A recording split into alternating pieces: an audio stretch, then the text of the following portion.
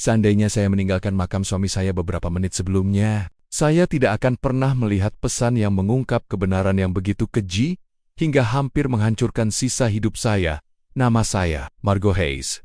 Saya berusia 66 tahun, dan meskipun saya telah menyaksikan banyak duka, tidak ada yang sebanding dengan apa yang terjadi beberapa minggu sebelum dan sesudah kematian suami saya. Saya menceritakan kisah ini bukan karena rasa kasihan. Saya menceritakannya karena sesuatu yang luar biasa telah terjadi, dan bahkan sekarang, setiap detailnya terasa terukir di tulang saya.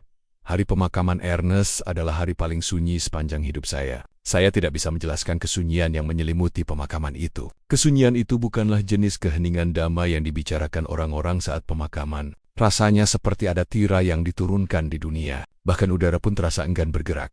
Saya berdiri di samping makamnya sementara pendeta menggumamkan berkat. Tangan saya gemetar, tenggorokan saya sakit, dan saya terus menatap peti jenazah seolah-olah saya bisa memaksanya untuk terbuka dan mengungkapkan bahwa semua ini hanyalah kesalahpahaman. Setelah 42 tahun bersama Ernest, kehilangannya terasa seperti kehilangan makna dunia. Saat aku berusaha tetap tegak, ponselku bergetar di dalam tas. Aku melirik layar karena gangguan itu terasa melegakan. Sebuah pesan dari nomor tak dikenal. Aku hidup. Itu bukan aku yang ada di dalam peti mati untuk sesaat. Aku benar-benar berpikir, pikiranku telah terputus di bawah beban duka. Jari-jariku gemetar hebat hingga hampir menjatuhkan ponselku. Aku mengetik kembali dengan panik seperti orang yang tenggelam. Siapa ini? Jawabannya datang begitu cepat hingga terasa seperti hembusan napas di leherku. Aku tak bisa berkata apa-apa. Mereka sedang mengawasi. Jangan percaya pada putra-putra kita. Aku merasakan darahku terkuras. Aku menatap Charles dan Henry anak-anakku sendiri. Mereka berdiri di sana dengan wajah tenang yang seharusnya menghiburku, tetapi malah membuat perutku melilit. Air mata mereka tampak dipaksakan. Gerakan mereka kaku, seolah-olah mereka sedang berakting. Baru saat itulah saya mulai menyadari bahwa dunia yang saya kira saya kenal sedang bergeser di bawah kaki saya. Sebelum semua kegilaan ini, hidup saya sederhana. Ernest dan saya bertemu di kota kecil pedesaan Spring Creek. Ketika saya baru berusia 24 tahun, kami tumbuh di jalanan berdebu yang sama, tetapi tidak pernah benar-benar berbicara, sampai suatu pagi ketika saya berjalan melewati bengkel sepeda kecil milik ayahnya. Gaun saya sudah pudar, sepatu saya sudah tipis, dan saya berusaha untuk tidak khawatir tentang tagihan yang menunggu di rumah. Dia melangkah keluar dari pintu dengan tangan berminyak, dan senyum malu-malu yang menghangatkan saya dari dalam keluar. "Selamat pagi, Margot," katanya. "Mau kulihat sepedamu?" Saya bahkan tidak punya sepeda, tetapi saya ingin mendengarnya berbicara lagi. Jadi saya mengarang alasan tanpa berpikir dua kali. Momen konyol itu berkembang menjadi obrolan santai di sore hari di bawah pohon ek tua di taman kota. Obrolan itu menjadi mimpi bersama. Dan akhirnya, sebuah pernikahan kecil yang penuh harapan meskipun kantong kami hampir kosong. Kami miskin, tetapi kami memiliki sesuatu yang membuat segalanya terasa tak berarti. Kami memiliki cinta yang nyata, tenang, dan teguh. Kami tinggal di rumah mungil beratap seng yang berbunyi klik keras saat hujan. Kami meletakkan pot di lantai untuk menampung kebocoran dan menertawakannya. Ernest bekerja setiap jam selama matahari memungkinkan di toko. Sementara saya membersihkan rumah dan menjahit pakaian untuk mendapatkan uang tambahan. Ketika putra pertama kami, Charles, lahir, saya pikir tak ada lagi yang bisa menyakiti kami di dunia ini. Kemudian Henry lahir 2 tahun kemudian. Dan untuk sementara waktu, keluarga kami benar-benar terasa lengkap. Tetapi anak-anak tumbuh. Dan seiring pertumbuhan, datanglah perubahan. Terkadang perubahan itu alami. Terkadang itu buruk. Seiring anak-anak lelaki itu tumbuh dewasa, Charles mengembangkan rasa lapar yang membingungkan Ernest dan saya. Dia memandang rumah sederhana kami dengan mata kritis. Dia bertanya mengapa kami tidak memiliki mobil seperti keluarga lain. Dia mempertanyakan mengapa ayahnya bekerja dengan tangannya alih-alih mengejar sesuatu yang lebih glamor. Ketika Ernest dengan lembut menawarinya pekerjaan di toko pada usia 18 tahun, Charles mengejek dengan malu. "Aku tidak akan menghabiskan hidupku mengencangkan baut. Aku akan menjadi seseorang yang penting." Kata-kata itu menghancurkan sesuatu dalam diri Ernest, meskipun ia tak pernah mengakuinya. Malam-malamnya menjadi lebih sunyi. Ia menghabiskan waktu berjam-jam di teras, menatap kehampaan, dan aku bisa melihat kekecewaan yang membebaninya bagai batu. Namun hidup terus berjalan. Charles meninggalkan kota. Henry menyusul tak lama kemudian, seperti biasa, mengejar bayangan Charles. Tak lama kemudian, mereka berdua bekerja di perusahaan real estate di kota, mengelola uang yang terasa mustahil bagi kami. Awalnya, aku merasa bangga. Tetapi harga diri terkadang berubah menjadi masam ketika panggilan telepon berkurang dan kunjungan pun memudar. Saat Charles menikahi Jasmine, segalanya telah berubah. Ia tampak anggun, mahal, dan bersikap seolah-olah rumah kami merepotkan. Ia hampir tak menyentuh makan malam yang kusiapkan berjam-jam. Charles meminta maaf atas segalanya, atas rumah kami, atas makanannya, atas udaranya sendiri. Malam itu aku duduk sendirian di teras dan menyadari sesuatu yang belum siap kuakui.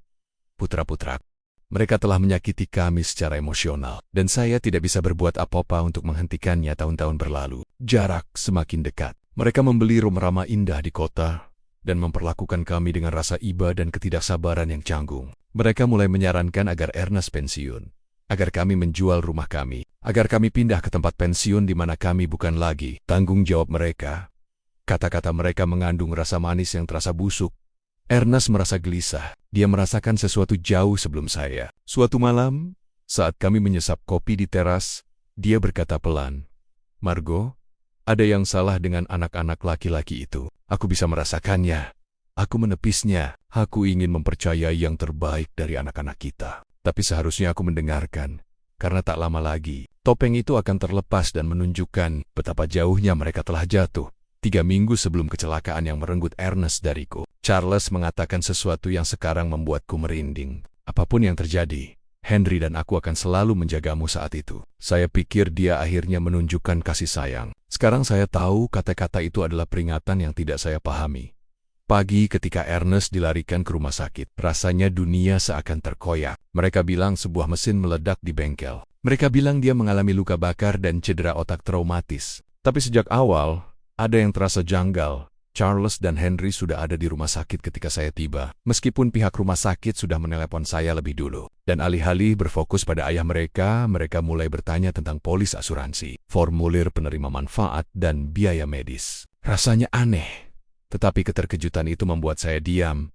Selama 3 hari, Ernest berjuang untuk tetap hidup. Saya memegang tangannya di ICU dan membisikkan setiap kenangan yang bisa saya ingat. Suatu kali, saya bersumpah dia meremas jari-jari saya dan mencoba berbicara. Perawat menganggapnya sebagai kejang otot, tetapi saya tahu suami saya. Dialah yang mencoba memperingatkan saya. Lalu dia meninggal, dan dunia saya runtuh.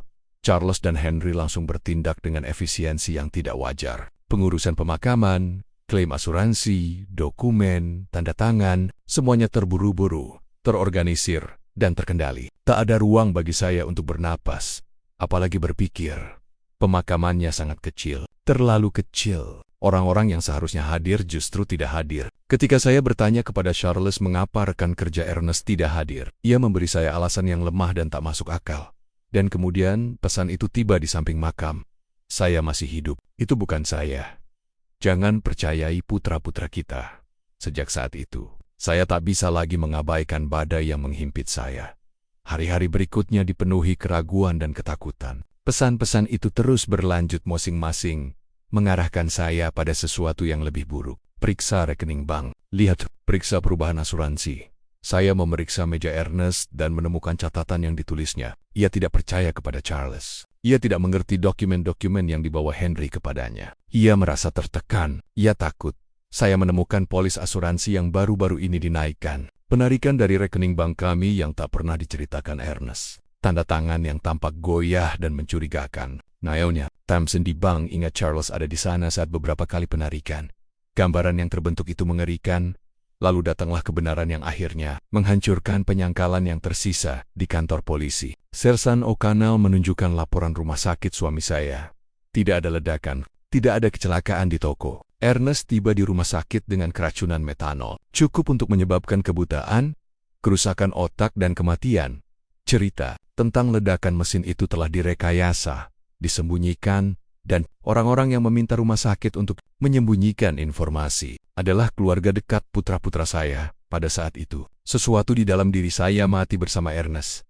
Sejak saat itu, kebenaran semakin gelap. Charles dan Henry sering mengunjungi saya di hari-hari setelah pemakaman, berpura-pura mengkhawatirkan kesejahteraan saya. Mereka terus-menerus berbicara tentang menjual rumah, mengelola keuangan, pindah ke tempat pensiun di mana saya akan lebih mudah ditangani.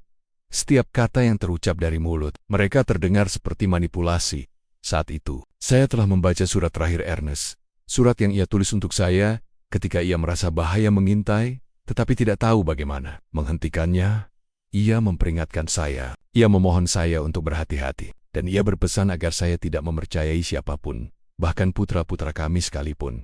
Seharusnya saya menangis. Sebaliknya, saya merasakan sesuatu yang lebih tajam, sesuatu yang telah tertidur di dalam diri saya selama bertahun-tahun. Sebuah kekuatan yang dipicu bukan oleh amarah, melainkan oleh kenyataan pahit, bahwa saya kini hanya bisa bergantung pada diri saya sendiri. Karena jika pesen-pesen itu nyata, jika Ernest telah diracuni, jika kebohongan, asuransi, dan pemakaman yang terburu-buru itu saling berkaitan, maka orang-orang yang bertanggung jawab atas kematiannya bukanlah orang asing atau musuh. Mereka adalah dua anak laki-laki yang saya besarkan dengan tangan saya sendiri.